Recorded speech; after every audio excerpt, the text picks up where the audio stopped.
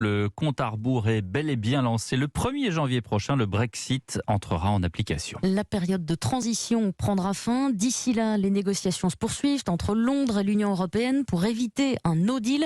La question de la pêche, notamment, n'est toujours pas réglée. Il y a les négociations et puis, sur le terrain, les adaptations qui commencent pour être prêts le jour J, le jour où les contrôles aux frontières seront restaurés.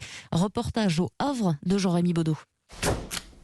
Dans son poste de contrôle, un douanier scanne un passeport. C'est un logiciel qui nous permettra d'optimiser la qualité du contrôle. Directement, il nous passe au fichier des personnes recherchées. Sur son écran, les voyants passent au vert. Tout est en règle, il n'y a pas d'inquiétude, on peut partir. Aujourd'hui, c'est une répétition, mais à partir du 1er janvier, des milliers de passagers devront être contrôlés chaque jour en provenance de Grande-Bretagne.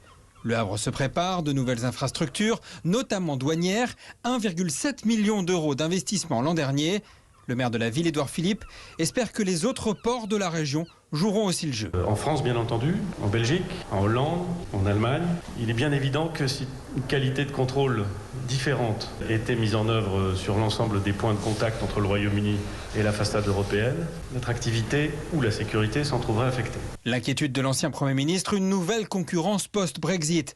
Le secrétaire d'État aux Affaires européennes, Clément Beaune, tente de rassurer. Ça n'est pas théorique, il faut aller sur place et discuter concrètement avec nos partenaires européens pour s'assurer qu'il n'y a pas une forme de dumping, si je puis dire, malvenu entre les pays européens. On doit réussir ce Brexit ensemble. Et l'on comprend que réussir ce Brexit sera surtout éviter que les pays de l'Union européenne ne se déchirent entre eux.